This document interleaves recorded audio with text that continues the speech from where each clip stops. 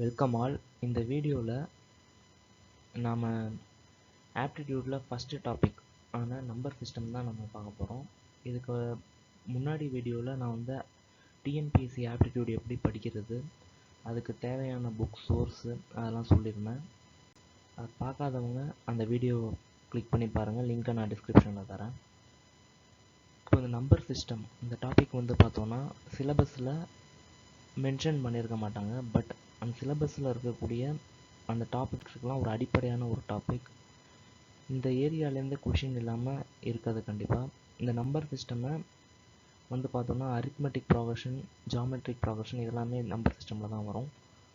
அப்புறம் natural number, whole number, அப்புறம் நம்பர்ஸை பற்றின சில தகவல்கள், அப்புறம் ரிமைண்டர் தியரம், இதெல்லாம் நம்ம நம்பர் சிஸ்டமில் கவர் பண்ணணும்.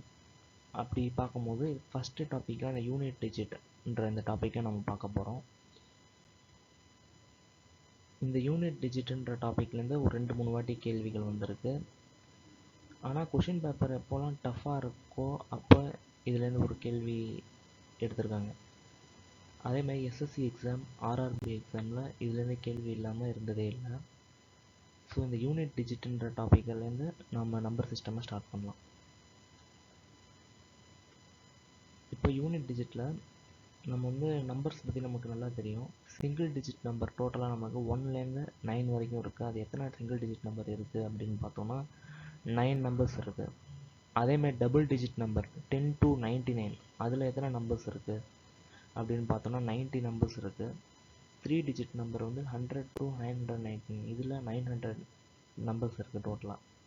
இதே மாதிரி 4 டிஜிட் நம்பர்ஸ் எடுத்துக்கிட்டோம்னா 9000 இருக்கும். 5 டிஜிட் நம்பர் எடுத்துக்கிட்டோம்னா 90000 இருக்கும்.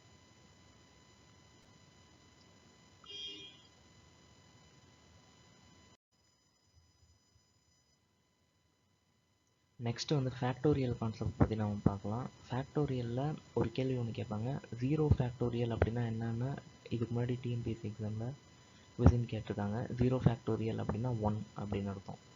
இப்போ ஃபேக்டோரியல் அப்படின்னா என்னென்னா, இப்போ 5ன்ற ஒரு நம்பரை கொடுத்து அதுக்கு ஃபேக்டோரியல் எப்படி நம்ம கண்டுபிடிக்கிறது அப்படின்னு பார்த்தோன்னா 5 அப்படியே ரிவர்ஸில் நம்பர்ஸை அப்படியே அடுக்கணும். 5 into 4 into 3 into 2 into 1 எல்லாத்தையுமே மல்டிப்ளை பண்ணோன்னா நமக்கு ஆன்சர் 120 அப்படின்னு வந்து கிடைக்கும் நமக்கு.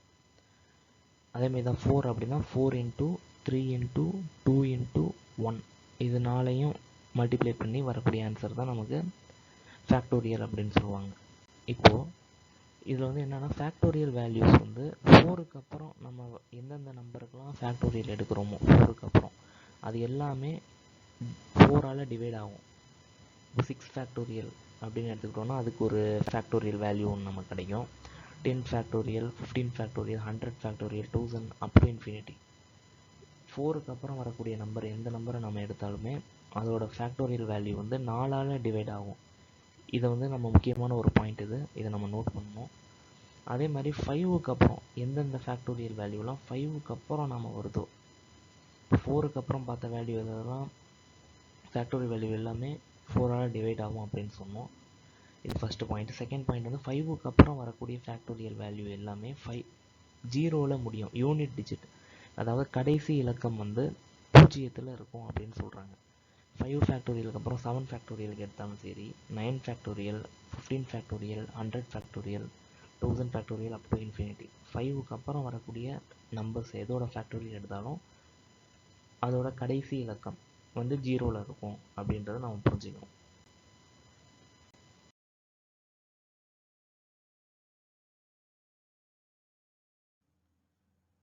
யூனிட் டிஜிட் அப்படின்னா என்னன்னா, ஒரு இலக்கம் அது எத்தனை எண்கள் கொண்ட இலக்கமாக வேணாலும் இருக்கலாம், எத்தனை நம்பர்ஸாக வேணாலும் இருக்கலாம், அதில் கடைசி டிஜிட் தான் வந்து யூனிட் டிஜிட் அப்படின்னு சொல்லுவாங்க. இப்போ இதில் 1247 இருக்குது. இதில் யூனிட் டிஜிட் என்னன்னா 7. இந்த ரெண்டாவதாக கொடுத்துருக்குற இந்த நம்பரில் எது யூனிட் டிஜிட்னா 2. மூணாவதாக இருக்கிறதுல 7 யூனிட் டிஜிட். இதில் நம்ம கிளியராக இருக்கணும் யூனிட் டிஜிட்ன்றது. இப்போது நம்ம ஒரு சில விஷயங்களை மெமரைஸ் பண்ணி ஆகணும் இந்த யூனிட் டிஜிட் டாப்பிக்கில். 2, 3, 4, 5, 6, 7, 8, 9 இந்த நம்பருக்கெலாம் என்னென்ன யூனிட் டிஜிட் வரும் அப்படின்றத நம்ம மனப்பாடமாக தெரிஞ்சு வச்சுருக்கணும். அது வந்து நமக்கு ப்ராப்ளம் சால்வ் பண்ணும்போது ரொம்ப ஹெல்ப்ஃபுல்லாக இருக்கும். இப்போ 1 அப்படின்ற நம்பருக்கு யூனிட் டிஜிட் வந்து 1. ஏன்னா 1 பவர் எனிதிங் வந்து 1 தான். 1 பவர் 1, 1 பவர் 100 எது போட்டாலும் 1 தான் நம்ம போடும். அதனால் 1 தான் யூனிட் டிஜிட். இப்போ 2 அப்படின்ற நம்பர் எடுத்துக்கிட்டோம்னா 2 பவர் 1 வந்து 2, 2 பவர் 2 4, 2 பவர் 3 8, 2 பவர் 4 16 அப்படின்னு வரும். 16 வருது. இதில் 6ன்றது யூனிட் டிஜிட். அந்த யூனிட் டிஜிட்டை மட்டும் எடுத்து நான் அந்த இடத்துல போட்டிருக்கேன் 6. அதே மாதிரி 3, 3 பவர் 1 வந்து 3, 3 பவர் 2 9, 3 பவர் 3 27 அப்படின்னு வரும். அதில் 2வை விட்டுட்டு யூனிட் டிஜிட் வந்து 27க்கு 7. ஸோ அதை மட்டும் நான் போட்டிருக்கேன். அதே மாதிரி 3 பவர் 4 வந்து 81 வரும். 8ஐ விட்டுட்டு 81ஓட யூனிட் டிஜிட் வந்து 1, அதை மட்டும் நான் எடுத்து இங்கே போட்டிருக்கேன். இப்போ 4 அப்படின்னு எடுத்துக்கிட்டோம்னா இந்த நம்பருக்கு வந்து 4 பவர் 1 4, 4 ஸ்கொயர் அதாவது 4 பவர் 2 வந்து 16 வரும். மறுபடி 4 கியூப் 4 பவர் 3 அப்படின்னு போட்டோம்னா 64 வரும். அதாவது நம்பர் வந்து ரிப்பீட் ஆகிக்கிட்டே இருக்குது. 4 பவர் 1 இதை நான் எப்படி நான் சொல்லுவேன்னா 4 power any odd number. 4 power 1ஆக இருக்கலாம், 4 பவர் 5ஆக இருக்கலாம், 4 பவர் 9ஆக இருக்கலாம், 4 பவர் 101ஆக இருக்கலாம். 4க்கு பவரில் எந்த ஆட் நம்பர் இருந்தாலும் அதுக்கு 4 அப்படின்னு ஞாபகம் வச்சுக்கணும். 4 பவரில் எந்த ஈவன் நம்பர் இருந்தாலும் 4 பவர் 2, 4 பவர் 4, 4 பவர் 104, 4 பவர் 1118 இந்த மாதிரி எந்த ஈவன் நம்பராக இருந்தாலும் 6 அப்படின்னு ஞாபகம் வச்சுக்கணும். அவ்வளோதான். 4 power any odd number unit digit என்னன்னா 4, 4 power any even number unit digit என்னன்னா 6. இப்போ 5க்கும் 6க்கும் நம்ம எடுக்கலாம். 5 பவர் 1 வந்து 5, 5 ஸ்கொயர் வந்து 25 வரும். அதே 5 கியூப் வந்து 125 வரும். இது any number to the power of 5. 5க்கு பவரில் எந்த நம்பர் வந்தாலும் அப் டு இன்ஃபினிட்டி எந்த பவர் வந்தாலும் 5 தான் நமக்கு யூனிட் டிஜிட். அதாவது கடைசி டிஜிட் வந்து நமக்கு 5ன்னு தான் வரும். அதே மாதிரி தான் 6க்கும் 6க்கும் அதே தான். 6 பவர் 1 6, 6 பவர் 2 அதாவது 6 ஸ்கொயர் வந்து 36 வரும். அதே மாதிரி 6 பவர் எனி நம்பர் வந்து நமக்கு 6 வரும். இப்போது 7 அதே மாதிரி 7 பவர் 1 7, 7 ஸ்கொயர் 49 வரும். 4ஐ விட்டுட்டு 9ன்னு நான் போட்டிருக்கேன். அதே மாதிரி 7 பவர் 3 வந்து 343 அப்படின்னு வரும். அதில் 343ஓட யூனிட் டிஜிட் வந்து எனக்கு 3 வரும். அதை நான் இங்கே இப்போ 3 அப்படின்னு போட்டிருக்கேன். அதே மாதிரி 8, 8 பவர் 1 வந்து 8, 8 ஸ்கொயர் பண்ணோன்னா 64 வரும். 64ல் யூனிட் டிஜிட் வந்து 4, அதை நான் இங்கே போட்டிருக்கேன். 9ம் 4 மாதிரியே அதுவும் ஒரு நம்பர் தான். 9 வந்து 9 பவர் 1 9, 9 பவர் 2 வந்து 81 வரும். அதை 8ஐ விட்டுட்டு 81ஓட யூனிட் டிஜிட்டான 1 மட்டும் நான் போட்டிருக்கேன். 9க்கு எப்படி ஞாபகம் வச்சுக்கணும்னா 4க்கு ஞாபகம் வச்சுக்கிட்ட மாதிரியே 9 பவர் எனி ஆட் நம்பர் வந்து 9, 9 பவர் எனி ஈவன் நம்பர் வந்து 1 அப்படின்னு நாம் ஞாபகம் வச்சுக்கணும். இப்போ யூனிட் டிஜிட்டில் முன்னாடி சம் சால்வ் பண்ணுறதுக்கு தேவையான விஷயங்களை நான் இது வரைக்கும் கவர் பண்ணியிருக்கேன். முதல்ல யூனிட் டிஜிட்னா என்னன்றது நமக்கு தெரியணும். எந்த ஒரு இலக்கமாக இருந்தாலும் எந்த ஒரு டிஜிட்டாக இருந்தாலும் அதோட கடைசி எந்த ஒரு நம்பராக இருந்தாலும் அதோட கடைசி டிஜிட் தான் வந்து யூனிட் டிஜிட். இதில் நம்ம தெளிவாக இருக்கணும். அதேமாதிரி 2லேருந்து 9 வரைக்கும் இருக்கக்கூடிய அந்த யூனிட் டிஜிட்டோட வேல்யூஸை நான் மனப்பாடமாக தெரிஞ்சுக்கணும். நீங்கள் புரிஞ்சு அது ஏன் இந்த நம்பர் வந்துச்சுன்றதை நீங்கள் புரிஞ்சிக்கணுன்றதுக்காக நான் ஒரு சில எக்ஸாம்பிள்ஸ் சொன்னேன். அப்புறம் நான் ஏற்கனவே சொன்ன மாதிரி 4க்கு அப்புறம் வரக்கூடிய இப்போ நம்ம பார்த்த அந்த டாபிக்ஸை வச்சே நம்மளால் இந்த நம்பர் சிஸ்டமில் இந்த யூனிட் டிஜிட்டுன்ற அந்த டாபிக் கீழே வர எல்லா ப்ராப்ளம்ஸையும் நம்மளால் சால்வ் பண்ண முடியும். இந்த பாயிண்ட்ஸ்லாம் நம்ம ஞாபகம் வச்சுருக்கணும். அதாவது single digit number 9, double digit number 90, triple digit number 900, 4 digit number வந்து 9000 இருக்குது, 5 டிஜிட் நம்பர் வந்து 90000 இருக்குது. இந்த மாதிரி நம்பர்ஸ் ஏற ஏற 9ஓட மல்டிப்புளில் நமக்கு அந்த டோட்டல் நம்பர் வந்து ஏறுதுன்ற அந்த ஒரு பாயிண்ட் வந்து நமக்கு தெரிஞ்சிருக்கணும். ரெண்டாவது ஃபேக்டோரியல் வேல்யூ 4க்கு அப்புறம் எந்த ஃபேக்டோரியலாக இருந்தாலும் அது 4ஆல் கம்ப்ளீட்டாக டிவிசிபிள் ஆகும் 4க்கு அப்புறம் வரக்கூடிய நம்பர்ஸ். அதே மாதிரி 5 ஃபேக்டோரியலுக்கு அப்புறம் வரக்கூடிய எல்லா நம்பர்லையும் யூனிட் டிஜிட் அதாவது கடைசி இலக்கம் வந்து 0ல் முடியுன்ற அந்த ஒரு விஷயம் நமக்கு ஞாபகத்தில் இருக்கணும். ஃபேக்டோரியல் எப்படி எடுக்கணுன்றதையும் நான் சொல்கிறேன். இப்போ 3ன்ற நம்பருக்கு ஃபேக்டோரியல் இருக்குன்னா 3 மல்டிப்ளைடு பை 2 மல்டிப்ளைடு பை 1 அதாவது 3 இன்ட்டு 2 இன்ட்டு 1 வேல்யூ வந்து 6 அப்படின்னு வரும். இந்த கொஷின் ஏற்கனவே டிஎன்பிசியில் கேட்ட கொஷின் இது. 0 ஃபேக்டோரியலோட வேல்யூ வந்து 1 அப்படின்றது நமக்கு தெரியணும். ஓகே. அப்புறம் இதில் வந்து அந்த 2க்கு என்னென்ன யூனிட் டிஜிட் வரும், 3க்கு என்னென்ன வரும்ன்றதை நம்ம மனப்பாடமாக நமக்கு தெரிஞ்சிருக்கணும். அது எப்படி நம்ம ஞாபகம் வச்சுக்கிறதுன்றதுக்கான ஷார்ட்கட்டையும் இந்த வீடியோவில் நான் சொல்லியிருக்கேன். அதை யூஸ் பண்ணி இதை கொஞ்சம் ஞாபகம் வச்சுக்கோங்க. நம்ம இதில் யூனிட் டிஜிட் டாப்பிக்கில் இருக்கக்கூடிய சம்ஸ்லாம் இப்போ நம்ம சால்வ் பண்ணலாம்.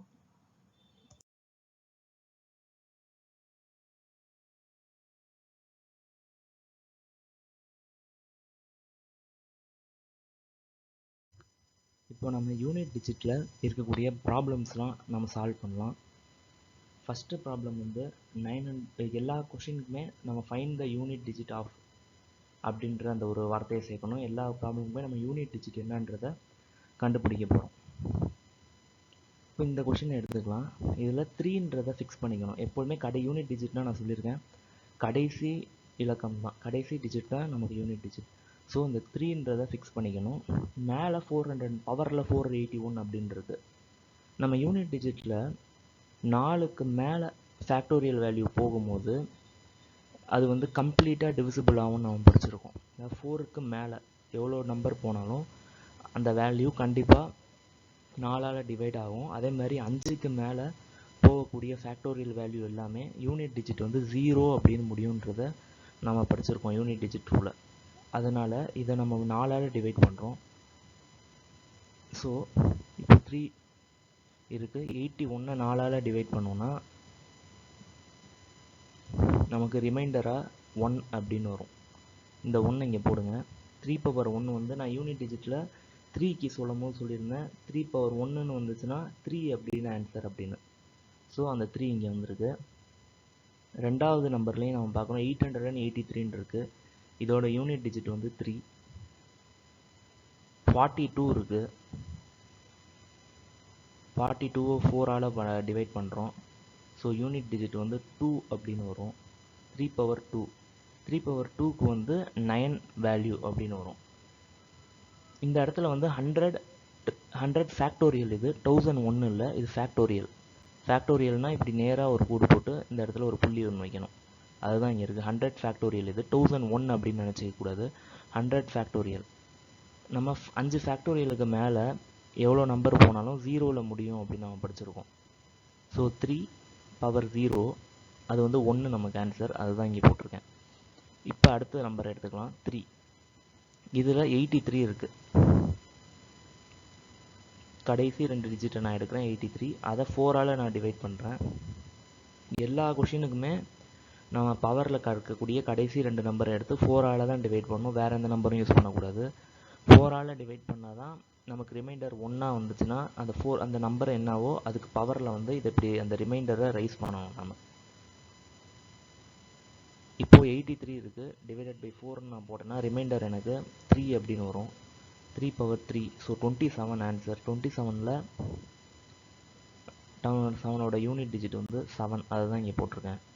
இப்போ இது எல்லாத்தையும் ஆட் பண்ணலாம். 3 + 4 3 + 1 வந்து 4, 4 + 7 வந்து 11, 11 + 9 வந்து 20 அப்படின்னு வரும். 20. இந்த 20ல் யூனிட் டிஜிட் வந்து 0. ஸோ யூனிட் டிஜிட் இந்த ஃபஸ்ட்டு ஒன்றுக்கு ஆன்சர் வந்து 0. செகண்ட் கொஷினில் பவரில் எந்த நம்பருமே இல்லை.